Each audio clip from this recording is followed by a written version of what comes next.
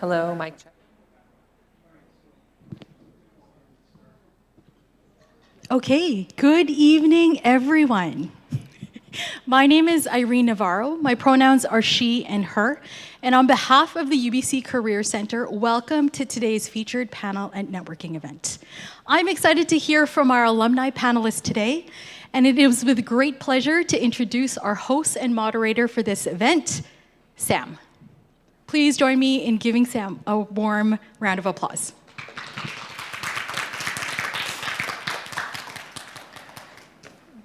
Good evening, everyone. I'm Sam, as Irene mentioned, and I'm absolutely excited to be your host and moderator for tonight's My Career Story event.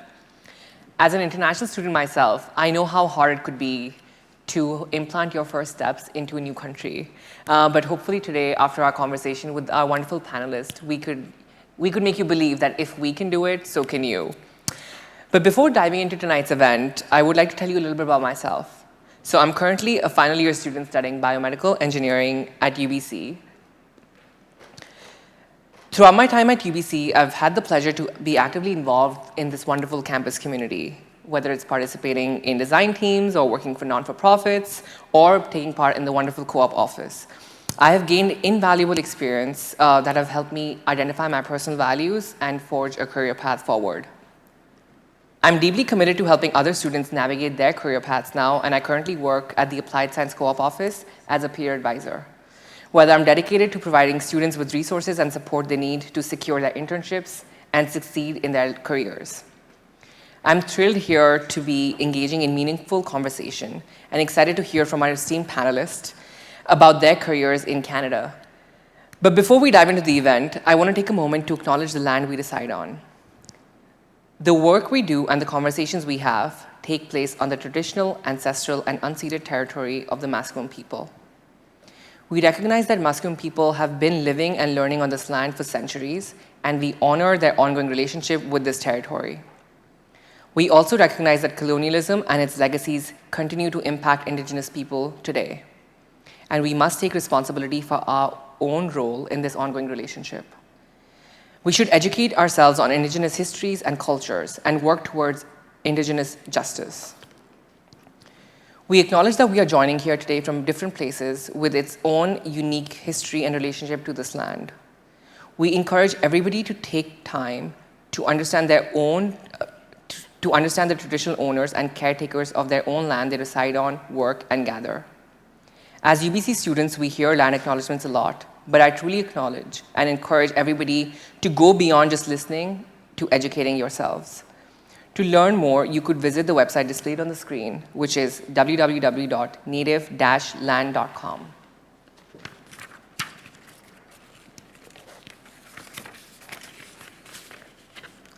Launch Your Career is hosted by the Career Center and Alumni UBC. It's UBC's signature initiative dedicated to supporting career development of international students. The UBC Career Center is UBC Vancouver's campus-wide career center supporting graduates and undergraduate students from all disciplines in their career development, learning, and success. We are thrilled to have you all at the Robert H. Lee Center, home to our alumni for life. Our alumni community is almost 400,000 strong and are living in more than 150 countries. As well as partnering on events like tonight, Alumni UBC offers an array of programs and services to benefit you and engage you in the life of UBC. From careers, resources, stimulating intellectual programming, reunions, networking connections, and mentorship opportunities, to the award-winning Trek magazine, Alumni UBC keeps you current and connected. Please visit alumni.ubc.ca to learn more about what they offer and how you can stay engaged. In today, My Career Story panel, we will hear from our speakers who set intentional work and life goals that have helped them in their career choices. Our panelists will speak about what they've gone and how they've gone about building their career capital, which includes skills, knowledge, credentials, networks in Canada, and how these have been useful in connecting in different sectors of their life. So over the next 40 minutes, we'll dive into understanding the career journeys and learn from their diverse experiences. To set the tone and kickstart the conversation, I believe it'll be beneficial if all our panelists would share a brief summary about their international background, academic specialization, and current professional status. Let's start with you, Mercy, and then move down the order as you're sitting on the stage. Yeah, thank you so much, Sam. It's great to be here and lovely to meet everyone. My name is Mercy Wanalo, a UBC alumni. I graduated back in 2018, and I'm originally from Kenya, so came to UBC as an international student back in 2014. And funny enough, I currently work for Alumni UBC, so just upstairs. So I was joking with my fellow panelists earlier that I didn't have to commute to campus. All I had to do was just walk down the stairs. In terms of the degree that I studied at UBC, I was in LFS. So I studied food, nutrition, and health. And I'm excited to share a little bit more about my career journey and where I'm at with that today. So thank you all. Great. I don't know if this is on. Okay, it is. Hi, everyone. My name is Tamara, and I am originally from Botswana, which is in Southern Africa. Nobody ever knows where it is, so I'll just, help you. I do not work at the Alumni Center, so I had to commute all the way here. It took about 40 minutes to drive out here. I graduated in 2017, and I studied cognitive systems in the science department. And today I work as a lead UX researcher or a lead design researcher, same thing, for a company that's focused on digital accessibility. And I had multiple jobs on campus, from being a student ambassador to a Jumpstart student leader. And a lot of those experiences have actually helped me in the job that I have today. So I would say, don't discount some of these jobs that you have on campus. They really kind of inform what you do later on. Hi, everyone. My name is Maria Mirza, and I'm currently working as a senior associate for PwC in their cloud finance practice. I'm originally from Pakistan, and I moved here back in 2015 from Jordan. And I graduated from Sauder with 2 majors. So the first was finance, and the second was organizational behavior and HR. Over the last 3 years, I've been working in the fintech space, primarily working to help clients move their finance functions over to the cloud. I've had the opportunity to work with a lot of clients ranging from small businesses at bench accounting to now large Canadian corporations at PwC. I really loved being here at UBC. It was extremely pivotal for me in both my personal and my professional career. And I loved it so much that I'm back taking courses part-time as I'm working towards my CPA designation. So I'll see you all back on campus next month for finals. And yeah, I hope to get to meet everyone in the networking session afterwards. Right. Yeah, thank you. My name is Brian Mukeswe. I'm originally from Uganda. I moved to Canada in 2013 to start my degree here at UBC. I graduated in 2017 from the electrical engineering program. At that time, I had very different career goals and ambitions than I do right now. So after working in the electrical engineering space for about 3 years, I realized that's not what I wanted to do. But then I thought about all the 7 years I'd already invested, 4 years of school, 3 years of work. But I decided to just go back to school and study data science because that's where my interest was at the time. And I'm currently working as a lead data scientist at MasterCard, focused on fraud prevention. And yeah, it's been really interesting. I can talk a lot more about that, but I'm really grateful to be here to share a little bit about, my career experience and just how, being intentional about, pursuing things that you're interested in and not being, dissuaded by, sunk costs or time you've already invested. So I look forward to sharing a bit more later, but yeah, a little bit about my background. Thank you. I'll pass it back to Sam. Yeah, thank you so much for those valuable and amazing introductions. So we're now on the portion of our questions. So as an international student myself, I've encountered and continue to encounter countless challenges, be it getting my first job with no relevant work experience, to immigrating-related issues and financial responsibilities. I wanted to start this panel tonight by understanding some of the unique challenges all of you encountered in your academic or professional journeys. How did you leverage personal strengths, resources, relationships, or networks to overcome them? And this question is open to everybody in the panel. So let's start with you, Marcy. Okay. I get to go first each time. We will break that up. Yeah, so reflecting about this question, I think I had to think back to when I was first a student. And I honestly think the biggest hurdle that I had to overcome was finding my own voice. You know, like from going to high school where you're, a top student, a high achiever, to moving to a country where, the culture is different, the people are different, everyone seems a lot more confident than you, like you're surrounded by other high achievers. There's that little voice in your head, and I'm glad that now we can name it imposter syndrome, where you feel like you don't belong, questioning why you're even here. So I think it took me some time as a first-year student just to find my own voice and having to reaffirm myself and telling myself that I'm here because I'm qualified and because I deserve to be here. And I feel like I really appreciate the opportunities that I had to work closely with fellow students, because that's when you realize that you do have a lot to contribute. And I was fortunate to actually be in a small faculty. I like LFS because there's lots of direct interactions with professors and instructors. The dean knows me to this day. And so some of those little, experiences and relationships that I got to make, just helping to affirm myself in the space and knowing that I'm qualified and take up space. Thinking first forward to when I graduated, I think the challenge for me that I experienced the most was, first of all, how to deal with rejection. Anyone who's applied for jobs just straight out of university will share how in the beginning it's really hard to get a role. You'll apply for perhaps hundreds of roles, rejection of the rejection, sometimes you just never hear back.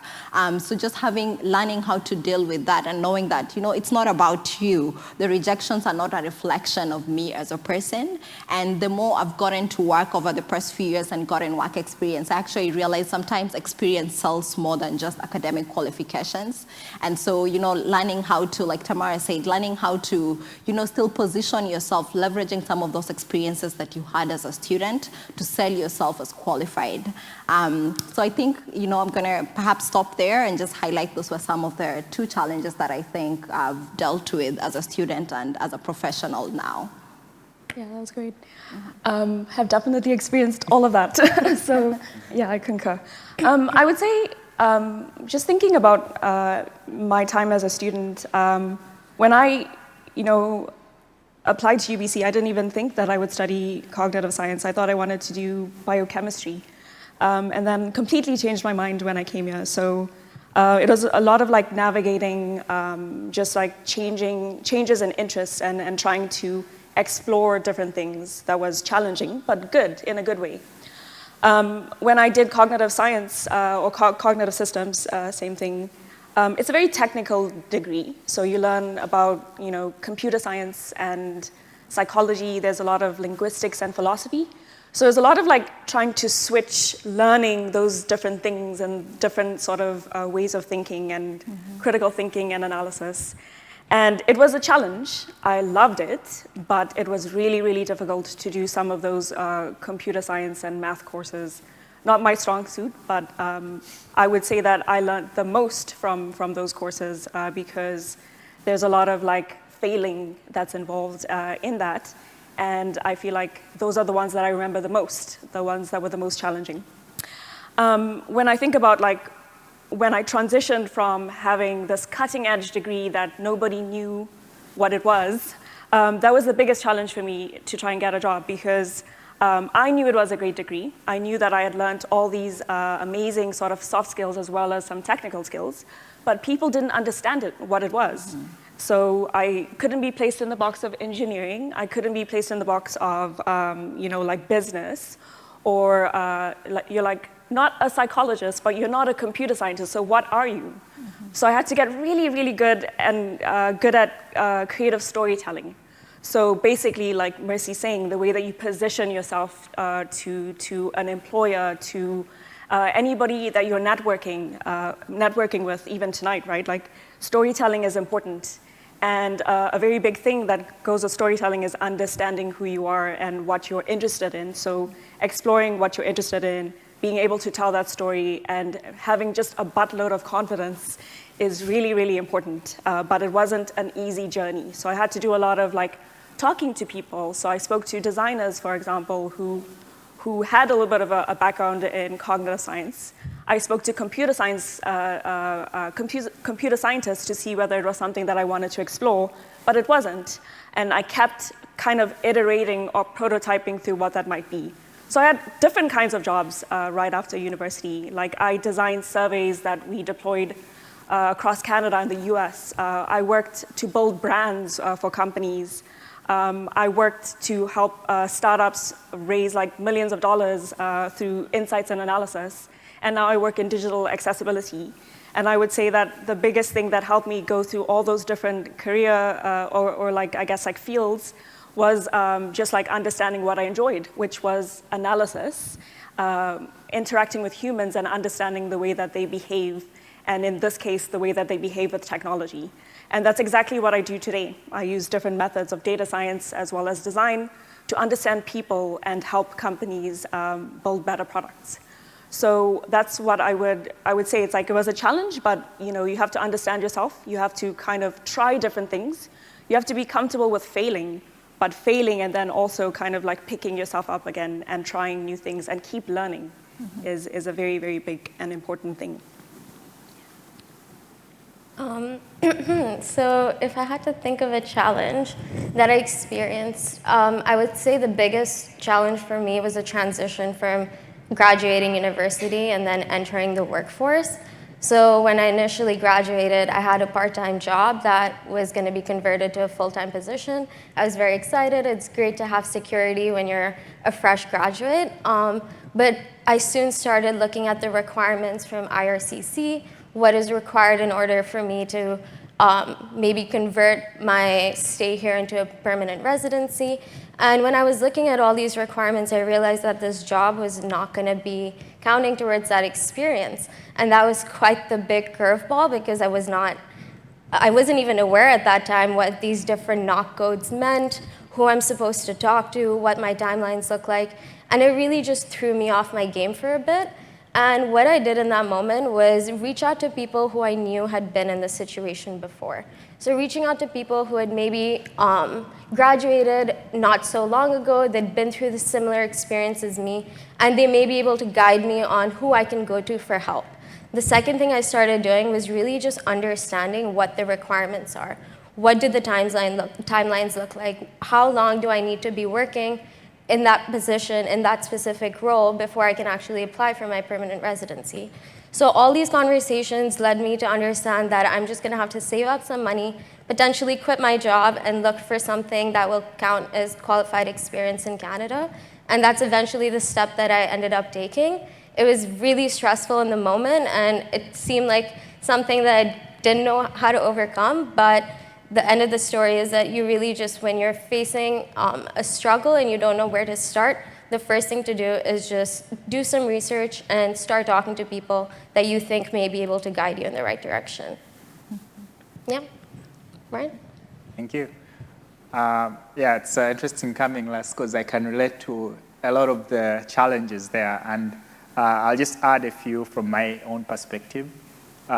Just centered around two themes, like fear of uncertainty and also sort of getting an understanding that the job market won't change itself to suit you or your qualifications, but you have to change yourself to suit the job market. But then also realizing there are some things you can't change. So just piggybacking off her example, I remember at the time when I was just about to graduate, I sent out many applications. And one of the strongest leads I got was actually with Triumph here at UBC.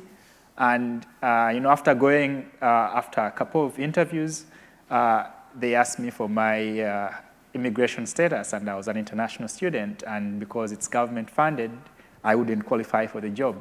And that was one of the things that I couldn't change at the time. So it was a bit of a downer. And I expect that as an international student, that's a challenge you will face because much as you're going out to the job market, putting your best foot forward, some jobs just can't qualify, and there's just nothing you can do about it. On the flip side, there are jobs that, I thought because I have an electrical engineering degree, I can qualify for all electrical engineering jobs. But then I came to realize quickly that the skill sets that I learned in school were a very small subset of what you actually need to be able to practice. And for most of the jobs, it just wasn't transferable. And it took me a long time to come to the realization that there's a lot of learning that I need to do, and that learning has to be intentional and tailored to whatever job I want to do. And it was until I came to that realization and started putting in the work in that direction that I started to see progress. So I think, I guess to sum it up is, don't be afraid of uncertainty. There are things you can change, there are things you can't. Just being aware of what those are and focusing your energies on what you can change. And also knowing that it's you who has to change and not the job market. Thank you. Thank you for that. There's been a lot of discussion so far about things you want to change or transferable skills that you want to acquire after you graduate. I'm curious to know, how did your degree prepare you while you were entering the workforce? What were some of the skills that you learned in the classroom that directly transferred to your work? So I kind of want to take it a step back, and maybe we can switch the order around this time and start with Brian, and then Maria, and then Mercy. Sure, yeah, I can start. Continue on the same line of thought. So there are two interesting ones. So one skill that I thought I learned in school was I thought I knew how to use Excel, right? So I show up at my job, and then they give me a bunch of data, and this was my first job, and then I realized that I don't know what I'm doing, and I don't know how to do this. And I struggled for the first couple of weeks, and I wasn't making as much progress as my supervisor was expecting me to do. And when it became apparent, I actually just went and took a whole course on Excel on Coursera. And when I came back, I was able to do the work a lot more efficiently. And then that was sort of one of the moments I realized that, yes, I learned this skill, and I thought it transferred directly, but there was a sort of a switch in that knowing that what you learned in school was to sort of orient you so that when you go out there, you can know what to search for, where to begin the learning, but it's not really directly applicable. So it sort of answers the question. But one key skill that I would say was directly transferable is the skill of problem solving. So the tenacity of you have a hard lab project or a tough assignment, and you're just gonna grind at it, and you figure it out. So that discipline to solve a problem, break it down into simpler components, I feel like that's a skill that I acquired through my degree, and I've been able to successfully directly transfer into the job market. Yeah, pass it on. I would say that the biggest skills that I learned in the classroom that I've now been able to apply in the workforce, the first one has been networking. So obviously doing a business degree, there's a lot of emphasis on going to networking events and doing exactly what everyone here is doing. But what you also don't realize is that when you come here as an international student, in your first year, you know barely anyone in the job market, and you're just a student and you're looking to meet professionals. But once you graduate, all the students and your friends that you graduate with is now your professional network in the job market as well. And I think that was one big learning that I had to understand, because my friends were now my colleagues. I know people whose professors are their bosses. And you really just take the network that you build in UBC and you extend it out post-graduation as well. The second thing would be communication skills, because being able to communicate effectively in the workplace, both in written and verbal form, really understanding who your audience is, how they're going to understand the message that you're trying to deliver the most easily, and things like that is really important. And you get a lot of chance to practice that in university, so I would really encourage everyone to lean in on that. And the third would be teamwork. Over the last 3+ years, I don't think there's been a single day at work where I've just worked by myself. I've always had to work with clients, with different team members, people at different organizations. And I really honestly didn't enjoy group projects at university that much.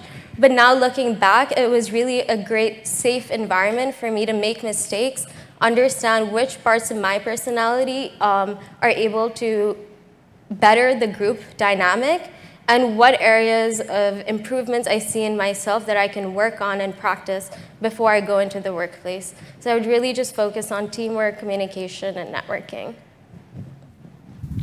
Yeah, I definitely agree with all of those. I would say the biggest one as well for me is communication.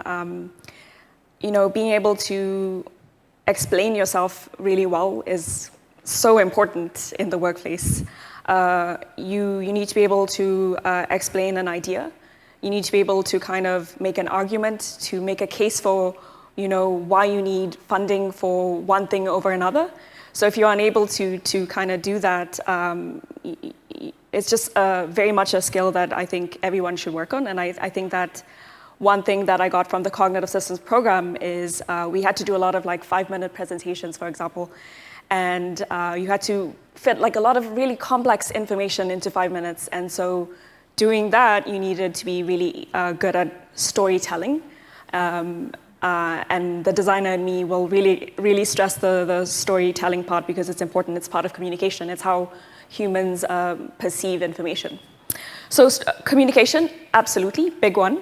That I learned through the program, but not only just through the degree, but just through the various kinds of jobs that I had on campus. Like being a student ambassador, I had to talk to families from all over the world, and we had to explain why UBC was so great and what our experiences were like as students. So that was a very big thing that helped me do that.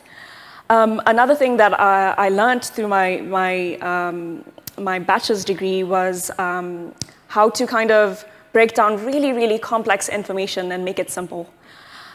This helps when you're talking to different audiences, as she said. So if you're I'll use the example of some of the work that I do. A lot of my work involves talking to different stakeholders. So I have to explain complex things from data science and design to a sales team or finance team. So being able to kind of use those communication skills, critical analysis, breaking things into chunking things is important. Another kind of big skill is learning how to learn.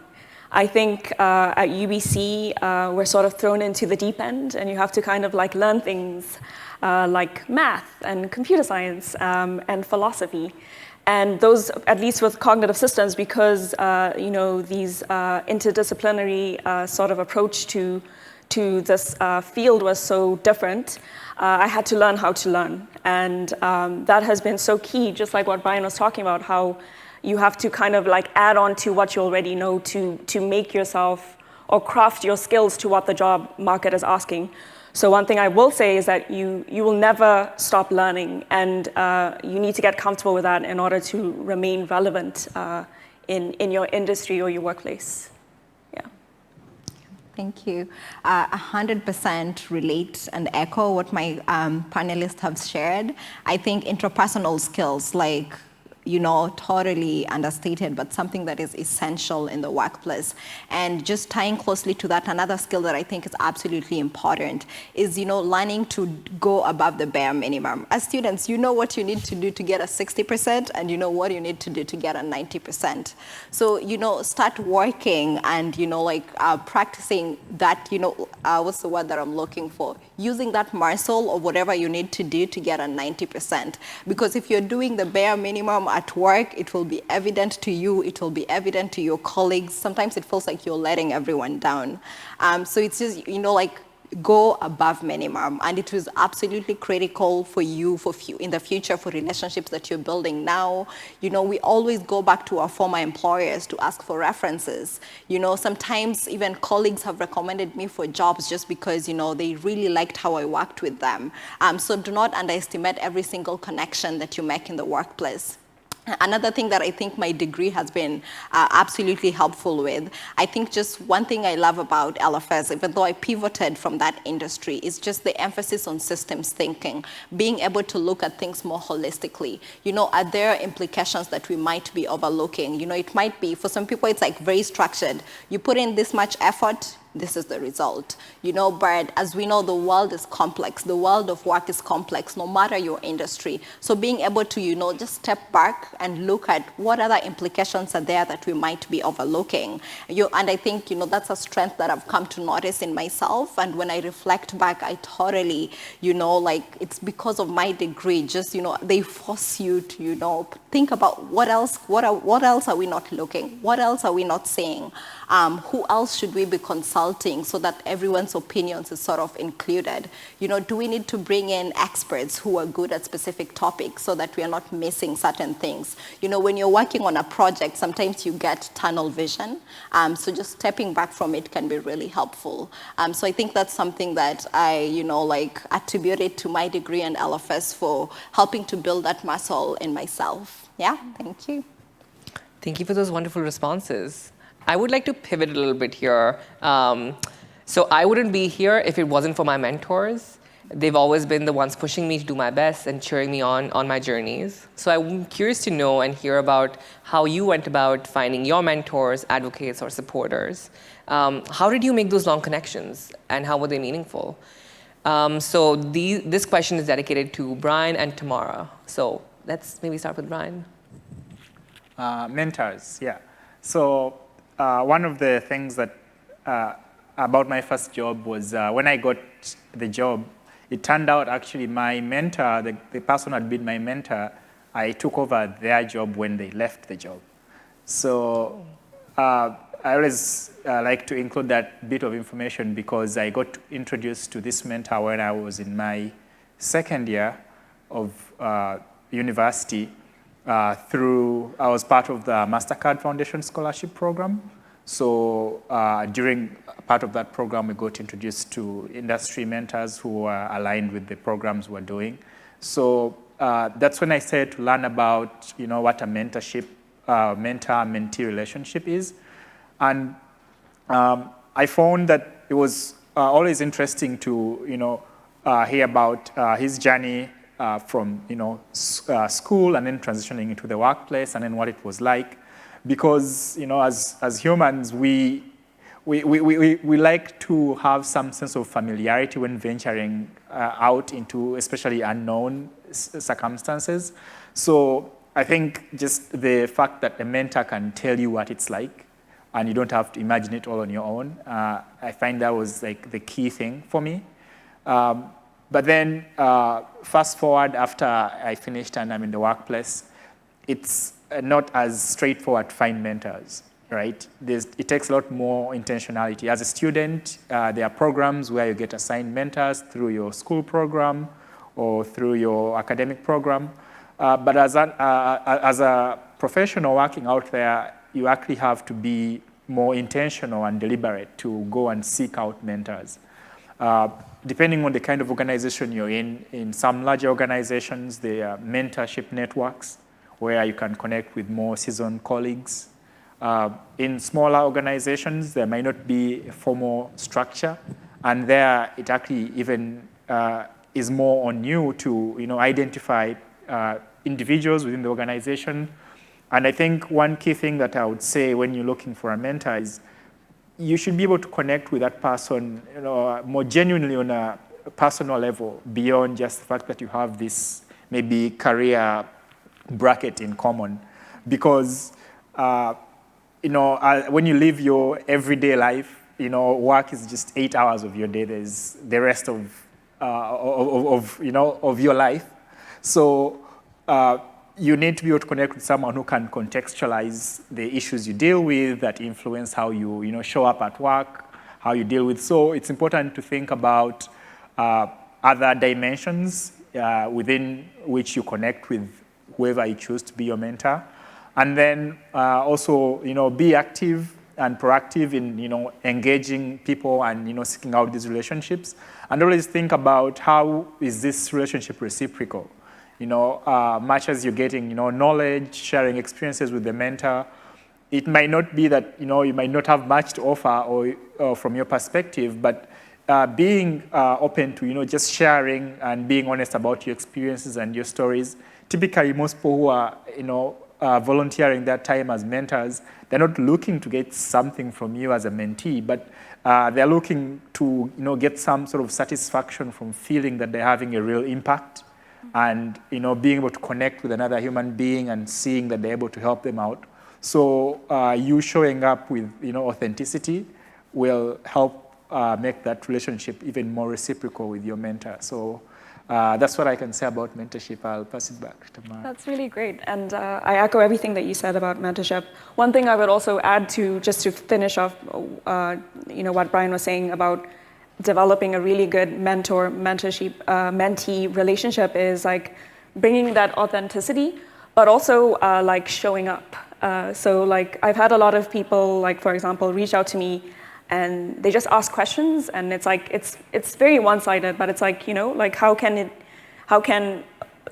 are you using the response like that I've given you? Like, are you doing something with it? Like, let me know. Like, let's continue the conversation and build a relationship.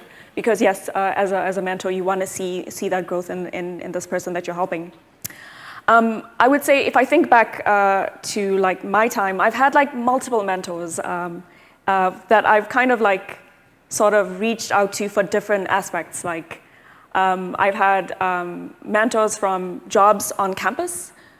So when I was thinking about my first job after UBC, I spoke to Avneet, for example, who works for the student ambassador team, and I asked him what he thought about me taking one job over another, and he gave me super sound advice that I still use today. So kind of like reaching out to different mentors in different areas of my life have been very pivotal at that stage. My first sort of like design mentor I met through the same scholarship that Brian and I and Mercy were on. As part of that scholarship, we had to build an app together, and that's when I first got like exposed to design. I had no idea what it was. And the way that I started that relationship was I just had a conversation with one of the lead designers. And today, he even offered me a job, but I couldn't work in the US because, immigrant problems. But I still reach out to this designer today to think about complex problems. Like it's been, 7-8 years afterwards. But still, I ask him questions like, what do you think about this like research problem? How should I approach it? Or what do you think about the future of design and AI? And we have really, really sort of engaging conversations about the state of the field. And so it's not really just this thing of like, what can I get from you? It's like an engaging, authentic relationship that works very well. And I would say like, use LinkedIn. LinkedIn is a very, very powerful tool. I'm still learning how to use it all the time. And bother people, just bother them. You never know, like out of the 10 people that you reach out to, at least one person's going to reply. And you're kind of like appealing to the human nature, as Brian's talking about, like everybody wants to know that they're impacting somebody somehow. So, don't doubt yourself, throw away that imposter syndrome when you're looking for mentors and just, give it a shot. It really does work out in the end. Yeah. Absolutely. Yeah, thank you for those responses. This took me back to, and this is especially true for me, and I think it's true for a lot of people, like our first mentors or role models are people in our own families, our parents. So I'm curious to know, how has your family introduced or influenced your approaches in overcoming challenges? Did their teachings prove to be true, or did you have to forge your own path forward? And maybe let's cater this question to, let's start with Maria first, and then go to Tamara and Brian. Right. So there's two things that I want to share with you all today. One is that I've something I've learned from my mother, and one's something I've learned from my father. So something my mom has always told me is there's no shortcuts to success. If you've envisioned a goal for yourself and you've envisioned what that would look like for you, the only way of getting there is through the hard work, is through committing to that journey of learning, of experiencing those growing pains, of making mistakes, because all of these experiences are what helps you get there to the end, and that's what makes you successful. It's not just ticking the box that, oh, I've reached this end goal and now I'm successful, because that's not really, it doesn't teach you much and it's not fulfilling. And something that my father has always taught me is always ask, even if the answer is no. And this is something so simple, but you can really apply it to so many different aspects in your life. And especially professionally, I've realized that people are not going to come up to you with opportunities being like, hey, I think this is going to be great for you, you should do this. The onus needs to be on you, where you need to know where your value lies. You need to advocate for yourself and muster up that courage and just ask. And I understand there's the stress and the anxiety that they may say no, and there's a 50% chance that they will, but you cannot ignore the other 50% chance where they may say yes. Or if they don't say a complete no, they may open up an avenue that you didn't know existed for you before. And if you go down this path, it could be an extremely valuable experience that you wouldn't have even tried to encounter if you hadn't asked. So yeah, I'm just going to leave you all with the two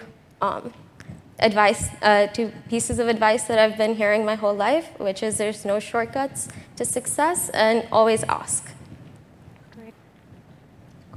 Sure, I'll go. I would say that, with my family, I come from a very big family. And one of the nicest things about my family is we really kind of pull together when times are rough. And so everybody's really supportive. So I would say that has been really, really helpful for me during really challenging times when I thought I was going to fail, or I wasn't going to make it out here to Canada, just kind of support in that way. But one of the biggest things that I've kind of just observed throughout my life is my older brother. He's a computer scientist, and it was just really kind of cool to see somebody do something complex and to be really nifty with things and really creative. And just he helped me learn how to learn and helped me kind of sort of get here. So that's a big thing. It's not so small. But the learning thing was the biggest thing for me, because every night my brother was learning something new. And I just thought isn't it enough? Isn't that enough for the learning? Didn't you learn this in school? And he's like, well, if you want to be relevant, you need to keep learning, and technology is always changing.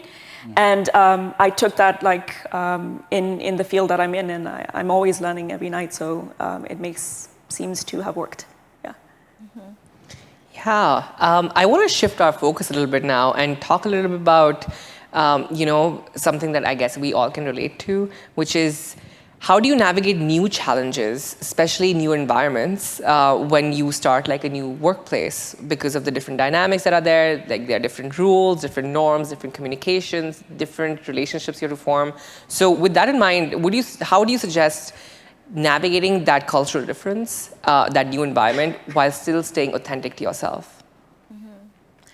That's a great question.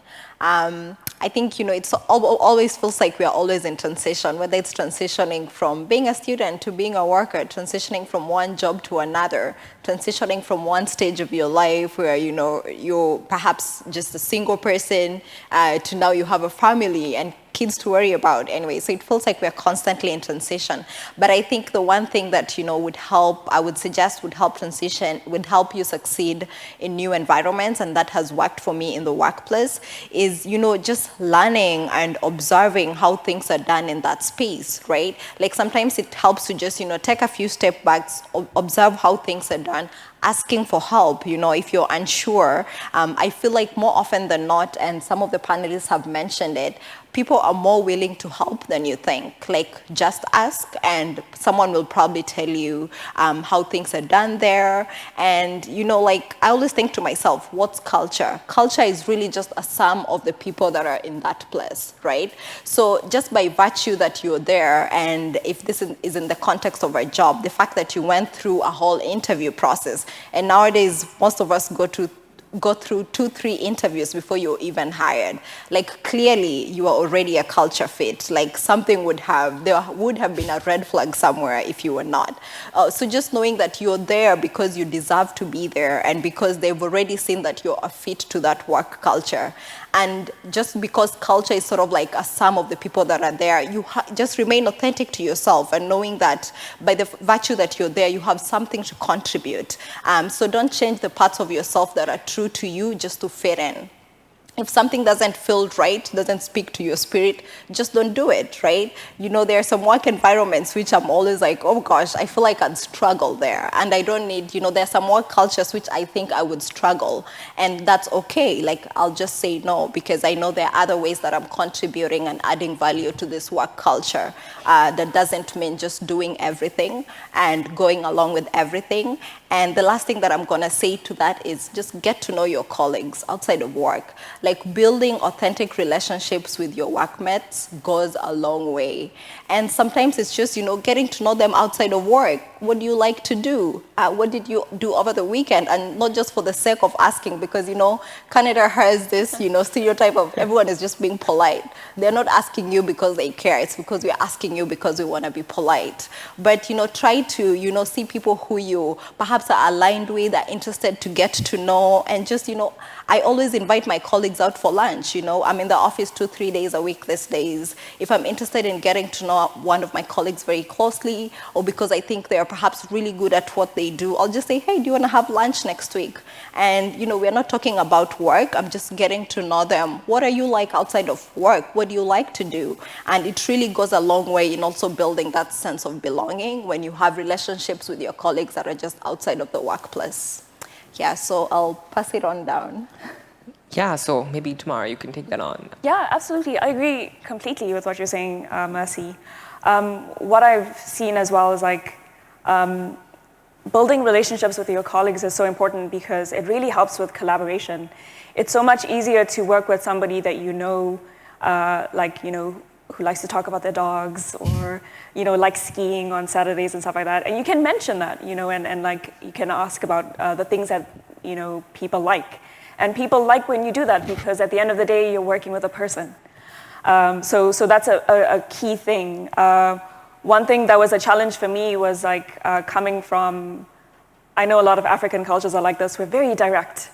You know, and that's the approach that I take usually during problem solving or through meetings, and that doesn't really work here.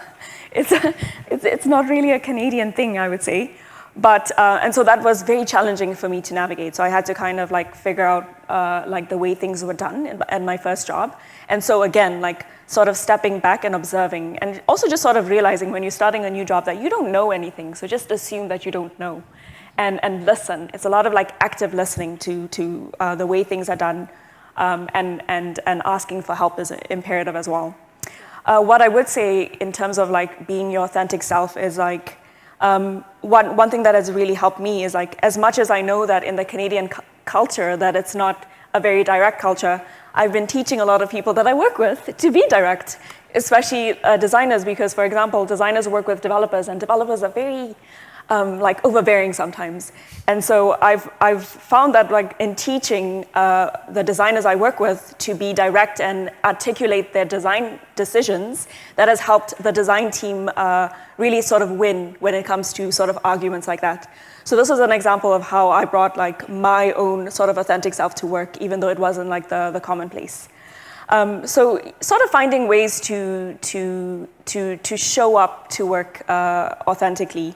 It's not just about work at the end of the day. Like, you know, I like to talk about, for example, the books that I enjoy, or like movies that I like watching. And now we always share, for example, at work, like books that we're reading and movies that we enjoyed watching. And that's like a good way that I've bonded with my teammates. And we're a completely remote company. So, and we work very well with each other because of those sort of like important aspects of humanity, really. That's all I'll say for now. Yeah. Yeah. Do you have anything to add, Brian? If you want, you can go ahead. Yeah, I mean, just I think along the points of emphasizing personal connections at work, I have this thing like I guess if you're in tech, there is what you call stand-up, where you have to, you know, meet with your team and talk about deliverables every day. And one thing that in my team we introduced was the opposite of that, where once a week we meet to just talk about everything apart from work. And we found that, you know, having an intentional time set aside to get to know each other personally really improved the dynamic of people working together. our ability to, people be more open to ask questions, to be more willing to, to be vulnerable. And that also accelerates the rate of growth, because you'll find that, and learning, you'll find that, it's always a steep learning curve.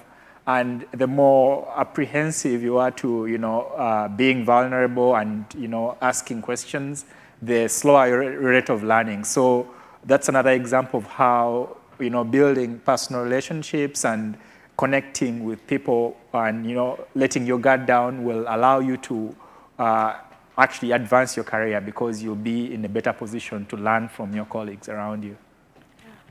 Yeah, thank you for sharing all those wonderful insights. I now would want to ask a question, I guess everybody here can agree with. And let's make this a rapid fire, which is, what advice do you have for students who are entering the job market? Do you have any recommendations? What would you have done differently if you were at that stage? So anything to those lines. And again, this is a rapid fire for everybody, so let's start with you.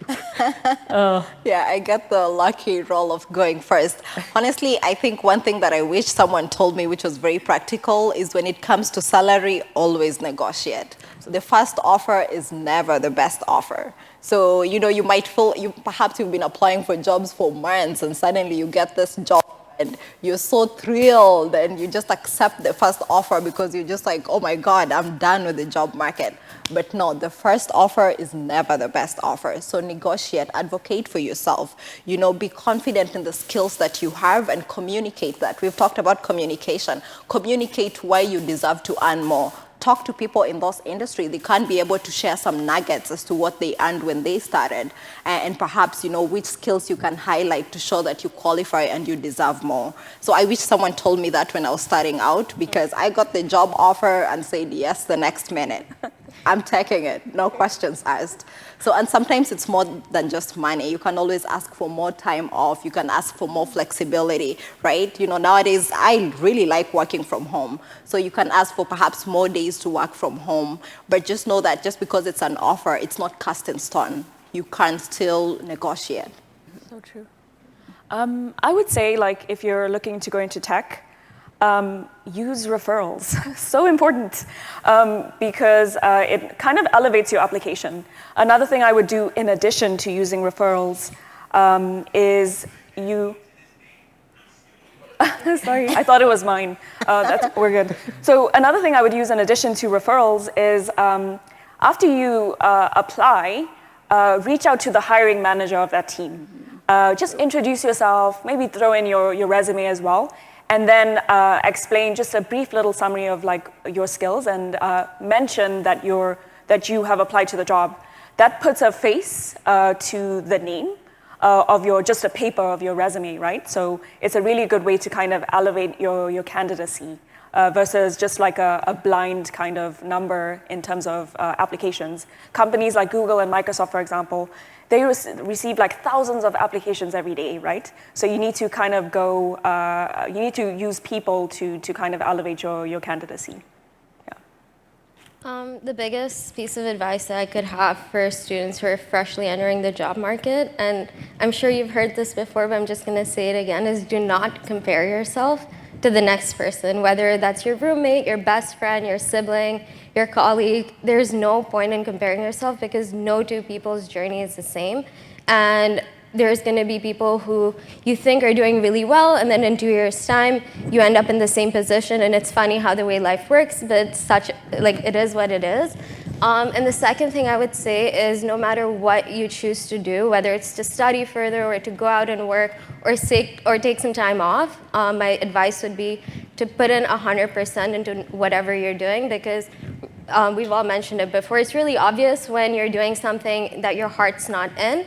So really just spend some time, get to know yourself, find out what makes you happy, and give it your all, because that's what really speaks for you at the end of the day. All right. Yeah, to add to all that, I'll say, and she mentioned it earlier a little bit, do not self-reject. So if there's an opportunity and you're interested in it and you believe, there's a chance you'll get it, even though, you think you're not the most qualified person, don't say no to yourself. Apply and let them say no to you. Because that way, you're maximizing your chances of getting forward. An example is if, I can give an example from personal experience where I was, I got hired in my current team, and after being there for about a year, my manager moved on to a different role. So my manager's role was vacant, and the job was posted, they were hiring, and there'd been people on the team who had been there even longer than I had. And I felt like I could do the job, but I was really hesitant to apply for that role because I felt like, there are people who have been on the team longer, maybe they'll promote them, but also maybe the people who have experience from out there. But then I went ahead and applied for it and, talked to other people within the company about how to navigate a managerial role, and I eventually got the role to be the team lead. And just looking back, I realized that if I'd self-rejected, no one, like she said, no one would have come to me and told me, oh, Brian, we think you can be a good fit for this role. It had to come from me and put myself there and say, consider me. And then, that way maximize the chances of getting ahead. So that would be one main piece of advice I'll give. Yeah. Good. And Sam, I was going to say on the theme of relationships, some fun fact. Brian and I are actually married, and I met Brian at UBC. So sometimes it's just beyond, so value the relationships that you make even as a student. There are lots of people, I have colleagues that I work with who went to UBC as well. And it's always such a pleasure, when you walk into the workplace and there are familiar faces. The person who was my residence advisor in Marine Drive is a very close colleague of mine. And so you just never know. Relationships, sometimes it's those friends at work. Sometimes you end up marrying them. So, you never know. Thank you for sharing that. A huge round of applause, and thank you all for all of our panelists for sharing their incredible stories today. Some major takeaways, and there were so many, I feel like I could write pages and pages, but I'm going to keep it to 3 that I received from today's session were, first is to be intentional about what decisions you make. So take time to reflect, as everybody said, take a few steps back, go home, journal, think about how certain things make you feel, and know that you have a choice in an agency in developing your own life. The second one is take imposter syndrome and throw it out the window. Take up space, bother people, build network, and that's going to take you a long way, as I'm sure all of us have shared. And yeah, I would definitely take that advice to home. And the third one is don't self-reject, kind of what Brian was saying. You miss 100% of the shots you don't take. So definitely make sure that you just apply, even though you don't fully feel confident. Make sure you have people around you who believe in a little bit more in you than you do in yourself. And I know that when I'm at that juncture, I always take that to heart, and that's always served me really well.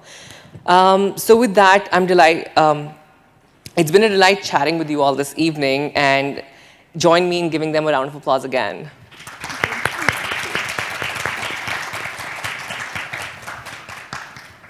So now let's dive into some of the audience questions, if we have time. Okay.